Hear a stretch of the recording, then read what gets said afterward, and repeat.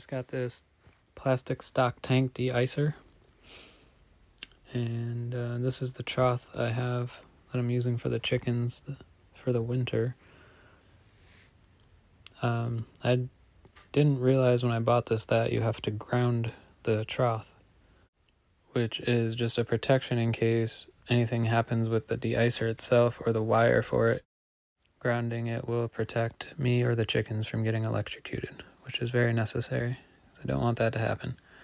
So when I first put the de-icer in, there was ice in this whole entire trough, and I just set it on top of it, and it melted all of it, and it was water, but it was dirty, so I just dumped it out and cleaned it.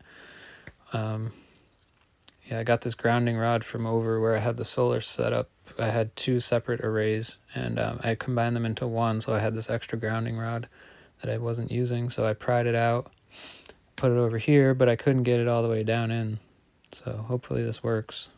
I might try to put it in a different spot in the spring, but it's cold out. I don't want to be outside much messing with it, so hopefully it works for now, just being like halfway in the ground. So along with the requirement to ground the de-icer, I saw on the box you also shouldn't use an extension cord, and you should wire in a GFCI outlet right near the trough to plug the de-icer directly into. But I did see some videos of people using extension cords, and someone explained it well, and it makes sense. Most extension cords aren't designed to be running all the time, and especially a heavy load. This little de-icer can draw 1,250 watts, which would exceed the capacity of most normal extension cords, and especially if you had more than one going at the same time, you're almost guaranteed to burn up the extension cord like that. So this is a heavy duty, thick extension cord, and I have this portable GFCI plug-in outlet here because I didn't feel like changing my outlet. I might do that eventually, but for now this will work. This is a 12 gauge 25 foot extension cord, and you want to get the shortest wire that possible for the amount of distance you need, so you don't have extra wire for the current to be going through. I have it all draped up off the ground so nothing can chew on the wires, hopefully, and it's an outdoor rated extension cord which can handle this amount of current. It's got the GFCI outlet, and plus it's a very small trough. These things can handle 250 gallons, so it'll barely be running much.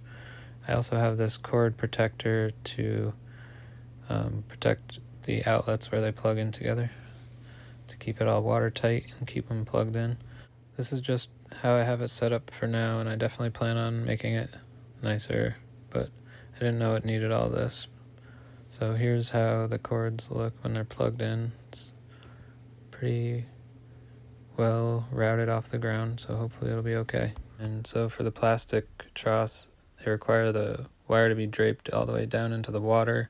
On the metal ones, you can just ground it right on to the side of the metal trough. But yeah, we got it going. We got the chickens' water going all winter. I won't have to go out, and I was bringing out little bowls of water twice a day for them, and this will be much easier.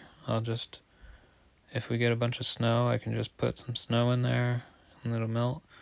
I think the best thing about these is that they're thermostatically controlled, so it'll only turn on when the water's like about to freeze, so it stays cold. It will never like warm the water up, which the chickens don't like warm water, so that's good.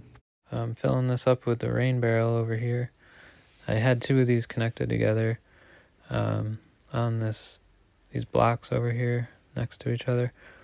I just put a tube in between them so you fill up a tube with water and then plug the ends with bread and put it in. It needs to go almost to the bottom of each barrel, and then the bread dissolves and it creates a siphon. And you also have to start with some water in the bottom of each barrel to start this out. But then when the one barrel fills, it fills all the rest of them. So I'm going to connect all these together. So we'll have quite a bit of rain storage out here eventually, hopefully in the spring. I plan on doing a lot of organizing and making the garden a lot nicer this spring. So stay tuned. Thanks for watching.